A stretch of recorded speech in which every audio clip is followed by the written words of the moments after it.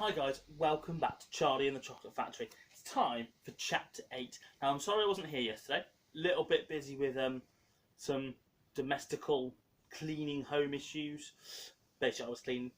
Not very well. I get in trouble at home. But anyway, hope you're all keeping your house clean and tidy. Time for Chapter 8. I'm Charlie and the Chocolate Factory. Now, this is a long one, so bear with me. 2 more golden tickets found. That evening, Mr. Bucket's newspaper announced the finding of not only the 3rd golden ticket, but the 4th as well. 2 golden tickets found today, screamed the headlines. Only 1 more left. All right, said Grandpa Joe, when the whole family was gathered in the old people's room after supper. Let's hear who found them. The 3rd ticket, read Mr. Bucket, holding the newspaper close up to his face, his eyes were bad and he couldn't afford glasses. The 3rd ticket was found by Miss Violet Beauregard. There was great excitement in the Beauregard household when the reporter arrived to interview the lucky lady. Cameras were clicking and flashbulbs were flashing and people were pushing and jostling and trying to get a bit closer to the famous girl. And the famous girl was standing on a chair in the living room waving the golden ticket madly at arm's length as though she was flagging a taxi. She was talking very fast and very loudly to everyone, but it was not as easy to hear all that she said because she was chewing so ferociously upon a piece of gum at the same time. I'm a gum chewer normally, she shouted, but when I heard about these ticket things at Mr. Wonka's, I gave up gum and started chocolate bars in the hope of striking lucky. Now, of course, I'm back on gum. I just adore gum.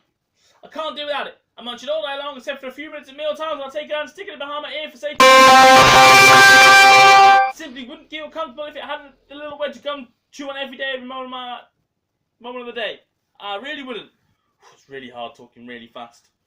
My mother says it's not like a ladylike, and it looks ugly to see a girl's jaws going up and down, like mine do all day time. But I don't agree.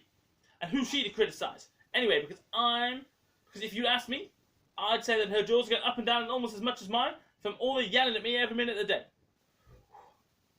Now, Violet, Miss Beauregard said from a far corner of the room where she was standing on the piano to avoid being trampled on by the mob. There's Violet there, waving the ticket around. All right, Mother, keep your hair on, Miss Beauregard shouted. And now, she went on, turning to the reporter again, it may interest you to know that this piece of gum I'm chewing right now at this moment, I've been working on for over 3 months solid. That's a record, that is. It's beaten the record held by my best friend, Miss Cornelia Prince-Metal. And she was furious. It's my most treasured possession now, this piece of gum is. At night time, I stick it on the end of my bedpost, and that's as good as ever in the mornings. A bit hard at first, but it soon softens up after I've given it a few good chews. Before I started chewing for the world record, I used to change my piece of gum once a day. I used to do it in our lift on the way home from school. Why the lift? Because I liked sticking the gooey piece that I'd just finished with onto one of the control buttons. Then the next person who came along and pressed the button got my old gum on the end of his or her finger. And what a racket they kicked up. Some of them, you get the best results with a woman who wears expensive gloves. Oh yes, I'm thrilled to be going to Mr. Wonka's factory. And I understand that afterwards he's going to give me enough gum to last me the rest of my whole life. Woohoo! Hooray! Beastly girl, said Grandma Josephine. Despicable, said Grandma Joanna. She'll come to a sticky end one day, chewing all that gum. You see if she doesn't. And who got the 4th ticket? Charlie asked. Now let me see, said Mr. Bucket, peering at the newspaper again. Ah, yes, here we are. The 4th golden ticket, he read, was found by a boy called Mike TV. Another bad lot, I'll be bound, muttered Grandma Josephine. Don't interrupt, Grandma, said Mrs. Bucket. The TV household, said Mr. Bucket, going on with his reading, was crammed like all the others with excited visitors when our reporter arrived. But young Mike TV, the lucky winner, seemed extremely annoyed by the whole business. Can't you foresee I'm watching television? He said angrily. I just wish you wouldn't interrupt. The 9-year-old boy was seated before an enormous television set with his eyes glued to the screen, and he was watching a film in which a bunch of gangsters were shooting up another bunch of gangsters with machine guns. Mike Teavee found himself had no less than 18, that's 18 toy pistols of various sizes hanging from belts around his body, and every now and again he would leap up into the air and fire off half a dozen, that's 6, rounds, one or another from these weapons. There he is. Sat with the telly with all those toy pistols. Quiet! He shouted. Well, someone else asked him a question. Didn't I tell you not to interrupt? This show's an absolute whiz banger. It's terrific. I watch it every day. I watch all of them every day. Even the random ones, when there's no shooting. I like the gangsters best. They're terrific, those gangsters.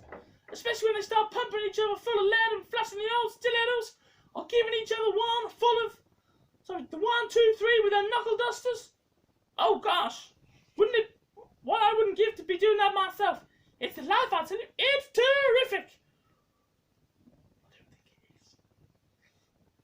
That's quite enough, snapped Grandma Josephine. I can't bear to listen to it. Nor me, said Grandma Georgina.